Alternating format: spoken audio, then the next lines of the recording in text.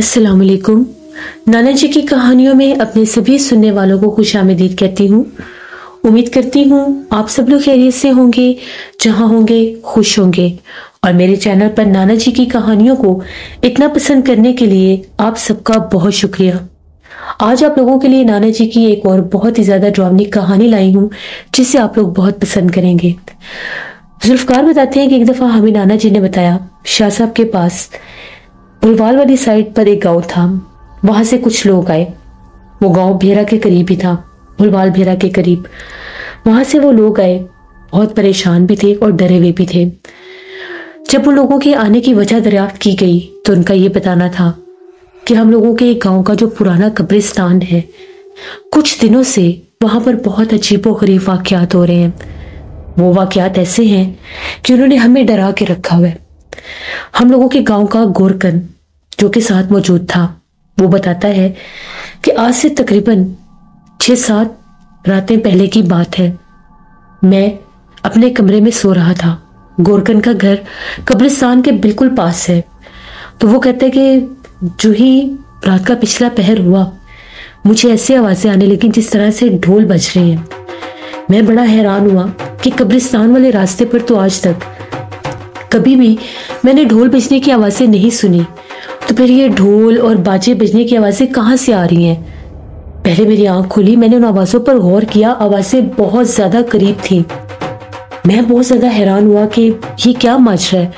इस वीराने वाली तरफ, इस तरफ तो कब्रिस्तान है और उसके आगे गांव की वो आखिरी हदूद है जिस तरफ कोई जाता भी नहीं है। तो फिर ये आवाजें कहाँ से आ रही हैं? मैं उठा और मैंने अपनी लालटेन ली। जो ही मैं बाहर झांक कर देखने लगा, मेरी आंखों ने जो मंजर देखा उससे मेरी रूह कांप गई।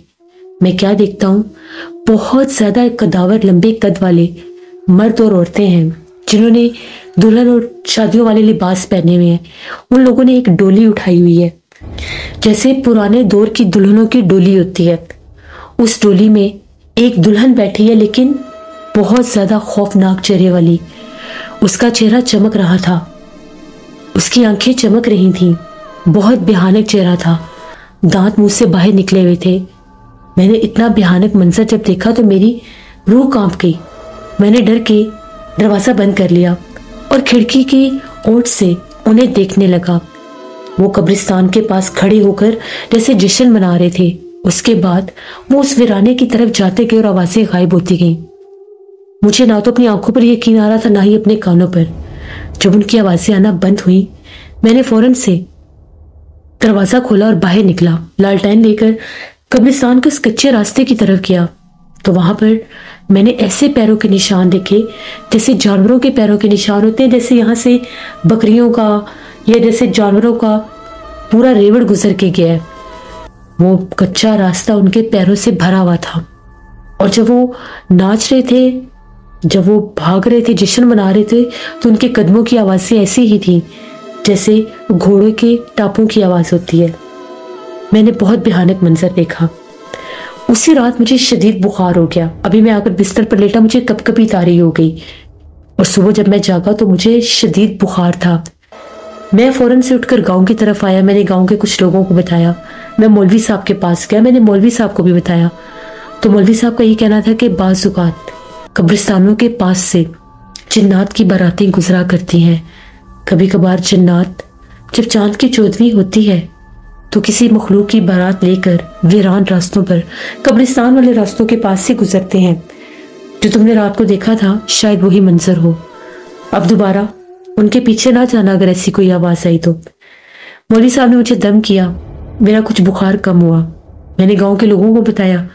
कुछ ने तो यकीन कर लिया, लेकिन कुछ ने कहा कि शायद तुम्हें वहम हुआ है, या ये भी हो सकता है कि कोई असल में कोई बारात गुजर रही हो और वो दूसरे गांव की तरफ जा रहे हो। तो मैंने लोगों से ये कहा कि अगर वो असल की बारात थी तो वो कब्रिस्तान वाले रास्ते से कैसे गुजर सकती है? ये तो वीरान रास्ता है और इस तरह से तो दूसरा गांव बहुत दूर पड़ता है। और रात के पिछले पहर में कौन सी बारात होती है? उस वक्त रात के 3 बज रहे थे जब मैंने वो मंजर देखा। इसी तरह से मैं वापस आ गया। दिन में मैंने 2 से 3 बार कब्रिस्तान का चक्कर भी लगाया। आज रात फिर जो ही आधी रात का टाइम हुआ, बिल्कुल सन्नाटा था। दूर से सिर्फ जैसे गांव में आवारा कुत्ते भौंकते हैं उनकी आवाजें सुनाई दे रही थीं। तभी मेरे कानों के साथ ढोल की आवाज टकराई। ऐसे महसूस हो रहा था कि जिस तरह से कोई ढोल पीट रहा है, जैसे दूर किसी जगह पर, किसी मेले में, किसी शादी में ढोल बजता है। मैंने ढोल बजने की आवाज सुनी, मेरे रोंगटे खड़े हो गए। मुझे इतना डर लग रहा था कि मैं बाहर कैसे देखूं। आहिस्ता आहिस्ता वो ढोल बजने की आवाज करीब होती गई। फिर वो आवाज इतनी करीब होगी कि जिस तरह से मेरे घर के बाहर से कोई ढोल बजाता हुआ गुजर गया है। अगले दिन मैंने फिर गांव वालों को बताया, तो आज गांव वालों ने कहा कि हम लोग भी रात के टाइम कोशिश करेंगे कि उस तरफ चक्कर लगाएं। अगर तुम्हें ज्यादा डर लग रहा है तो तुम, जो तुम्हारा गांव वाला घर है, तुम इधर आ जाओ। गोरकन ने कहा कि ठीक है, मैंने अकेले कब्रिस्तान वाली साइड पर जो घर है उधर रात नहीं गुजारनी, मुझे बहुत ज्यादा डर लग रहा है। आज गोरकन भी उस घर को छोड़कर अपने पुराने, जहां पर वो पहले रहता था, जहां पर उसके वालिदैन और उसके भाई बहन रहते हैं, वहां पर आ गया। वो इसलिए कब्रिस्तान के पास उसने एक छोटा सा मिट्टी का कमरा और घर बनाया हुआ था कि अल्लाह ना करे अगर किसी को ज्यादा जरूरत हो तो मैं उनको यहां से आसानी से मिल जाऊं। वो भी वहां पर चला गया। आज रात हम तकरीबन 6-7 लोग थे। हम लोगों ने कहा कि हम कब्रिस्तान वाले रास्ते पर एक चक्कर लगाएंगे, हमारा गांव है, हमें चाहिए कि हम इसकी हिफाजत करें। 11 बजे का टाइम था। हम लोग, गोरकन भी हमारे साथ था, 6-7 लोग थे। हम लोगों ने जिस तरह से डंडे वगैरह पकड़े हुए थे, तो हम लोग उस कब्रिस्तान वाले रास्ते की तरफ जा रहे थे। बिल्कुल खामोशी थी, सन्नाटा था, कुछ भी नहीं था। शहर खामोशा, बिल्कुल खामोश था, दूर दूर तक कोई आवाज नहीं थी। काफी देर हम लोग वहां पर चलते फिरते रहे, यहाँ वहां देखते रहे, कुछ भी नहीं हुआ। तकरीबन 11:30 पौने 12 बजे का टाइम हुआ। जैसे ही हम लोग वापस आए, 2 लड़के थे, उन्होंने कहा कि अब हम लोग चक्कर लगा कर आते हैं, आप लोग हो आए। वो 2 लड़के कब्रिस्तान की तरफ चले गए। हमने ने मना भी किया कि अब बहुत रात होगी, अब ना जाओ, लेकिन उन लड़कों ने कहा कि हम लोग भी चक्कर लगा कर आते हैं और हम लोग आपको इधर ही मिलेंगे। वो लड़के भी चले गए। जब वो लड़के वहां पर गए, काफी देर हो गई, वो लड़के वापस नहीं आए। हम लोग बहुत ज्यादा डर गए कि लड़के कहां पर रह गए हैं, उनको तो आ जाना चाहिए था। जो ही हम लोग कब्रिस्तान के रास्ते की तरफ जा रहे थे, ढोल बजने की आवाज फिर से सुनाई दी। हम लोग बहुत ज्यादा खौफजदा हो गए। अभी हम लोग कब्रिस्तान से पीछे ही थे। हम लोगों ने रास्ते में उन दोनों लड़कों को बेहोश देखा। उन लड़कों को बड़ी मुश्किल से हम लोगों ने, हमें पता है कि जैसे हम उन लड़कों को उठाकर 8-10 लोग लेकर गांव में आए। गांव में जब लेकर आए, उनके मुंह पर पानी के छींटे मारे, उन्हें होश आ गया। तकरीबन सभी गांव वाले जमा थे। जैसे लड़कों को होश आया, लड़कों ने शोर मचाना शुरू कर दिया, चीखें मारने लगे और कहने लगे कि उस तरफ मत जाना, वहां पर हमने बहुत भयानक मंजर देखा है। जब हम लोगों ने पूछा तो उनका ये कहना है कि हम लोग जब कब्रिस्तान वाले रास्ते पर जा रहे थे, बिल्कुल सन्नाटा था, कुछ भी नहीं था। जैसे ही हम लोग कब्रिस्तान के अंदर से होकर बाहर निकलने लगे, हमें ढोल बजने की आवाज आने लगी। जब हम लोगों ने पलट कर देखा, एक भयानक चेहरे वाला आदमी था। उसका पेट बहुत बड़ा था, उसने एक ढोल उठाया हुआ था, उसकी आंखों से अंगारे निकल रहे थे। पीले रंग का लिबास पहने हुए उसने वो ढोल बजा रहा था। जब हमने उसे देखा और हम उसे पूछने लगे तुम कौन हो, उसने इतनी खौफनाक आवाज निकाली और वो गायब हो गया। हम लोग उसे देखकर बर्दाश्त नहीं कर सके, हम लोग भागे। उसके बाद हमें पता ही नहीं हम लोग गिरे हैं, हमारे साथ क्या हुआ है, हम लोग बेहोश हुए हैं। वहां पर बहुत सख्त जिन्नात है, इसलिए हम आपकी खिदमत में हाजिर हुए कि हमें उसी वक्त मौलवी साहब ने आपके बारे में बताया कि शाह साहब के पास चलना चाहिए, शाह साहब हमारी जरूर मदद करेंगे, आप हमारी मदद करें, हमें बताएं कि हमारे गांव में ये क्या मामला है और ऐसा क्यों हो रहा है। शाह साहब ने उनकी सारी बातें सुनी। बातें सुनने के बाद शाह साहब ने उन लोगों को बताया कब्रिस्तान वाला वो जो रास्ता है, जिस तरफ आगे वीराने हैं जहां कोई भी नहीं जाता, उस तरफ क्या चीज है। एक तो दरख्त और जंगल और वीराने हैं, इसके अलावा भी वहां पर कुछ है। तो लोगों का ये कहना था कि अब तो वहां पर कुछ नहीं है। किसी दौर में वहां पर हमारे गांव की दूसरी तरफ एक हिंदुओं की बस्ती होती थी, उनका पुराना शमशान घाट था। वो हम लोगों का इधर कब्रिस्तान था, उनका शमशान घाट था। पहले पहल तो वो जगह वीरान होने से पहले हम लोग देखते थे वो शमशान घाट में जैसे अपने मुर्दों की आखिरी रसूमात अदा करते थे। پھر وقت گزرتا گیا، وہ جو ہندوؤں کی بستی تھی وہ وہاں سے شہروں کی طرف چلے گئے، کچھ سننے میں آیا کراچی چلے گئے، کچھ اور شہروں میں چلے گئے۔ دیکھتے دیکھتے وہ بستی بالکل خالی ہو گئی، اس کے 2 سے 3 گھر بچے۔ پھر وہ لوگ اتنی دور آتے نہیں تھے شمشان گھاٹ پر، شمشان گھاٹ ویران اور پرانا ہو گیا، اتنا پرانا ہوا، اتنا ویران ہوا کہ اس کے آس پاس بہت سے درخت اور جھاڑیاں ہو گئیں۔ وہی ہمیں وہ جو وہاں کے ہندو تھے وہ بتاتے تھے کہ اس طرف اب ہمارا کوئی بھی نہیں جاتا، ادھر کچھ لوگوں کے ساتھ پرسرار واقعات ہوئے۔ ان کے مطابق وہاں پر کچھ بھٹکتی بدروحوں کا بسیرا ہو گیا تھا۔ ان کے شمشان گھاٹ والی سائڈ پر کچھ درخت ان لوگوں نے کاٹے تھے، تو ان درختوں کے بعد ان درختوں کے اوپر کچھ مخلوق تھی جو ان کے اگینسٹ ہو گئی۔ پھر اس مخلوق نے ان سے بدلہ لینے کے لیے وہ پوری ان کی بستی ہی ویران کر دی تھی۔ اسی لیے بہت سے لوگ شہروں میں چلے گئے اور کچھ جو 1-2 گھر بچے وہ بھی شمشان گھاٹ کی طرف نہیں آتے تھے۔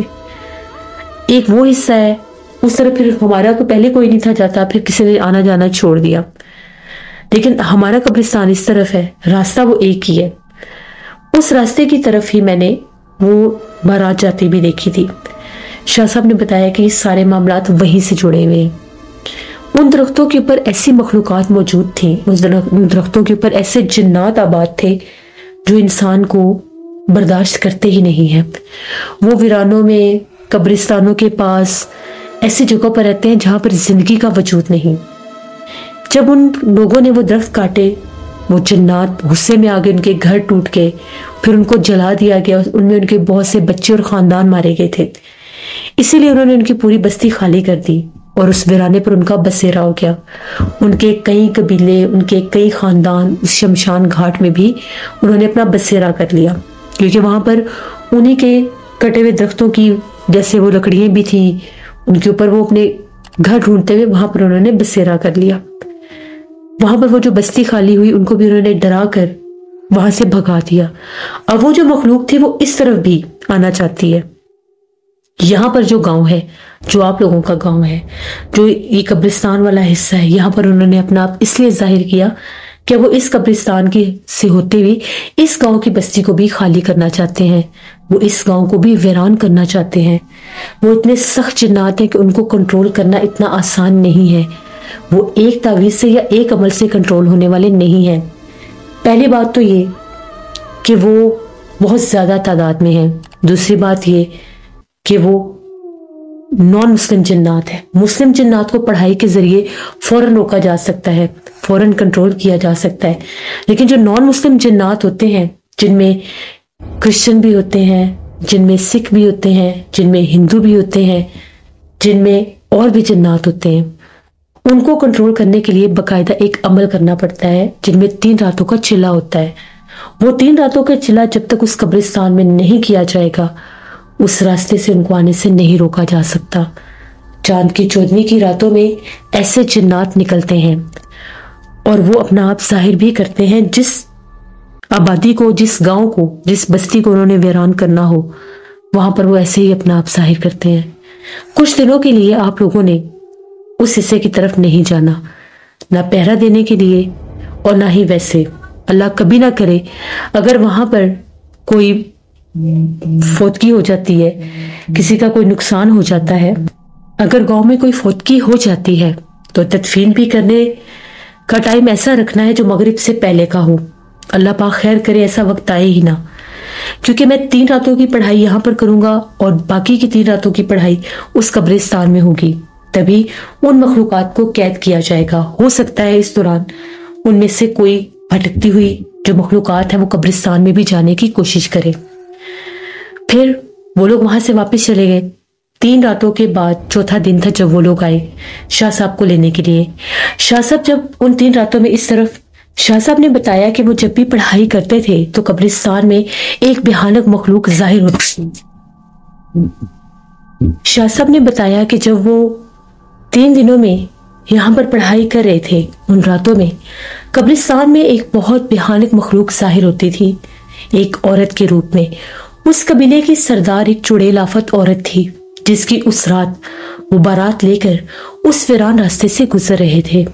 وہ شاہ صاحب کو منع کرنے آئی تھی کہ یہ عمل روک دیں ورنہ وہ نقصان پہنچائے گی، لیکن شاہ صاحب نے اللہ کے حکم سے وہ عمل پورا کیا۔ 3 راتوں میں وہ ہر رات ظاہر ہوتی اور ہر رات شاہ صاحب کو وہ عمل کرنے سے روکتی۔ شاہ صاحب نے ان لوگوں کو بتایا کہ یہ عمل بہت سخت ہے۔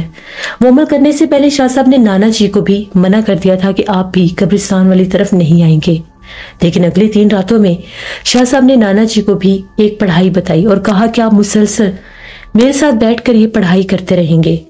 آج نانا جی، شاہ صاحب، ان کے کچھ خادم اور وہ لوگ اس گاؤں کی طرف روانہ ہو گئے جہاں پر شاہ صاحب نے جا کر وہ عمل کرنا تھا۔ اس گاؤں میں جب پہنچے تو لوگ خاصے خوف زدہ تھے، کیونکہ ان کا یہ بتانا تھا کہ ان 3 راتوں میں قبرستان کی طرف سے بہت خوفناک چیخیں سنائی دیتی تھیں۔ ایسا لگتا تھا کہ کوئی عورت بہت ڈراؤنی آوازوں میں چیختی چلاتی ہے۔